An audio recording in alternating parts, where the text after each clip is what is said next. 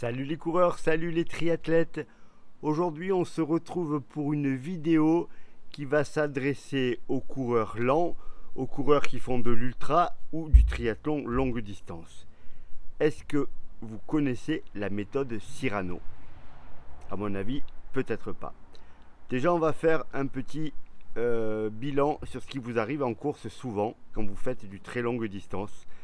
C'est qu'à un moment donné de votre course, vous êtes épuisé et vous allez vous mettre à marcher. Les coureurs de 100 km connaissent bien ça. On court pendant 60-70 km et on finit en marchant. Plein de marathoniens lents font également le même constat. Au bout d'un certain nombre d'heures de course, ils n'y arrivent plus, ils sont obligés de marcher. Sur Ironman, pareil, vous êtes fatigué et ça se transforme en de la marche. Vous pouvez être très bon et au moment où vous êtes épuisé, vous allez vous mettre à marcher. Il y a pourtant une méthode qui va permettre de transformer cela en quelque chose de gérable. Pourquoi c'est très compliqué quand on ne fait rien de spécial? Parce qu'il y a un sentiment d'échec énorme. Je ne sais pas pourquoi, mais tout coureur qui se sent obligé de marcher considère qu'il a loupé sa course. Je vois même ça dans des commentaires sur des footings où les gens disent « Ah mais j'ai réussi à tenir toute la séance sans marcher ». Rien n'interdit de marcher, vous avancez. Ce qui est interdit, c'est de ne pas avancer, quelle que soit votre course.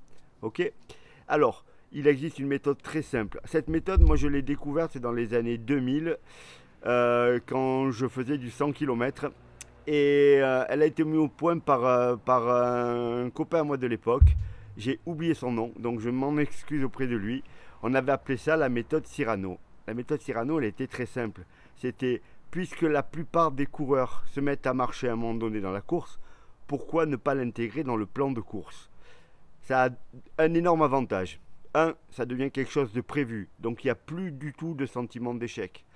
Deuxièmement, ça permet de gagner énormément de temps sur le global de la course. Pourquoi? Parce qu'on n'est plus dans une défaillance de l'organisme, mais on est juste dans une organisation. Alors cette méthode, elle est très simple et elle est utilisable par tout le monde. Elle est même utilisable sur marathon, on va dire pour des coureurs qui dépassent les 4 heures. Entre 3h30 et 4 heures, il y a un petit aménagement à faire, je pense, pour moi en tout cas. Mais sinon, au-delà de 4 heures, elle sera bénéfique et vous allez battre vos records de façon énorme. Si vous faites du 100 km ou du plus long, si vous faites du trail, alors le trail c'est un peu spécial parce qu'il y a le dénivelé, on abordera ça légèrement, mais c'est surtout fait pour des parcours plans, on va dire. Et sur Ironman, même chose, hein, ça sera, si vous utilisez cette méthode sur Ironman, mais vous ne ferez plus 5 heures, ça ira beaucoup plus vite. La méthode, elle est très simple, c'est de couper sa course, son parcours complet, avec des portions de course et des portions de marche. Alors, la méthode, au départ, elle part sur un truc très simple. 14 minutes de course, 1 minute de marche. Dès les premiers kilomètres, vous faites cela. Et vous reproduisez cela à l'infini. Alors, les avantages, ils sont évidents, vous allez vite les comprendre. Comme je vous disais tout à l'heure, pas de sentiment d'échec, c'est ce que j'ai prévu de faire, je fais ça. La marche, la minute de marche, c'est une vraie minute de marche. On ne parle pas de marche super dynamique, on parle de marche, de récupération. Si vous avez en tête une allure générale pour votre course, il suffit, or il y a des fichiers Excel qui existent, hein, il suffit de mettre votre temps global et d'intégrer les bonnes allures pour que ça corresponde. Si vous aviez prévu de courir à 10 km/h, alors vous êtes déjà un bon coureur de 100 km par exemple, mais mettons que vous avez prévu de courir à 10 km/h, c'est plus simple au niveau du calcul. Puisque vous allez marcher pendant 1 minute à 5 km/h, au lieu de courir à 10, vous allez courir à 10,5.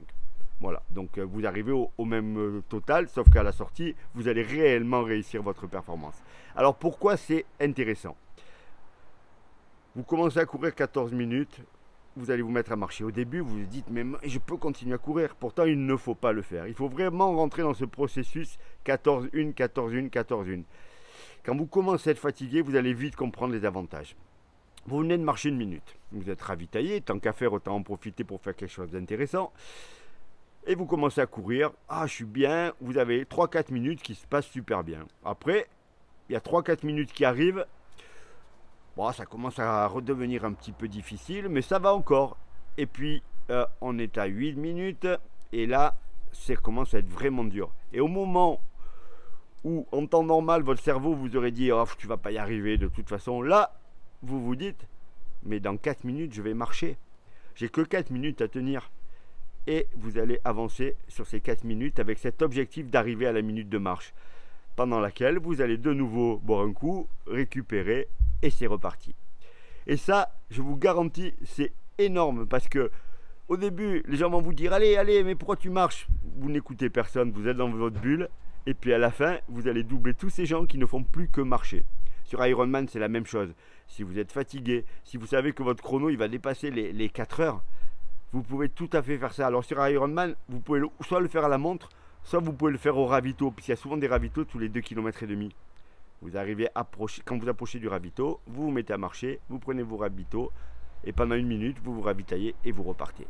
Et je vous garantis que pour des gens qui vont faire de l'ultra, mais c'est des heures que vous allez gagner à la sortie. Moi, j'ai fait gagner des heures, des vraies heures à des coureurs qui explosaient au bout de 50-60 km et qui vivaient un calvaire derrière. Et ces gens-là, ça a été terminé. Alors, on a même des solutions de repli parce que 14-1, c'est bien au début, mais ça peut devenir plus compliqué sur la fin quand vous avez des épreuves très longues. Rien ne vous empêche sur des épreuves très longues de basculer sur 9 minutes, 1 minute de course. Mais tout ça, on le prévoit à l'avance. Avec votre coach, ou si vous n'avez pas de coach tout seul, vous organisez votre course en vous disant, voilà, je pars sur 14-1. Si à un moment donné c'est trop dur, votre cerveau il a une autre solution. Ah mais j'avais prévu, je passe à 9-1.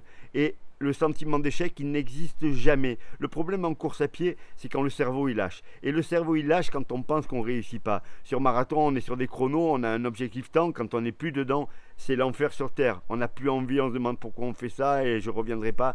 Si par contre vous êtes dans vos temps de passage, vous êtes dedans, vous êtes à fond et vous tenez jusqu'au bout même si c'est difficile.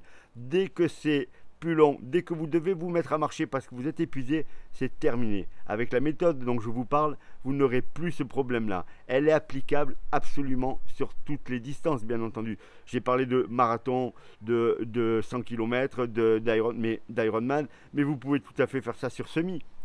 Ça a une limite, c'est quand vous êtes des coureurs rapides. Quand vous êtes des coureurs rapides, vous ne pouvez plus faire ça parce que vous perdez trop de temps.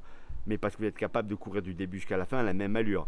Sur marathon, je vous ai parlé de 4 heures. On va même dire qu'entre 3h30 et 4 heures, vous pouvez envisager de faire ça de façon un peu plus light en vous disant à chaque ravito, quand je vois le ravito, quand j'arrive au ravito, je me mets à marcher, je bois et je me ravitaille en marchant.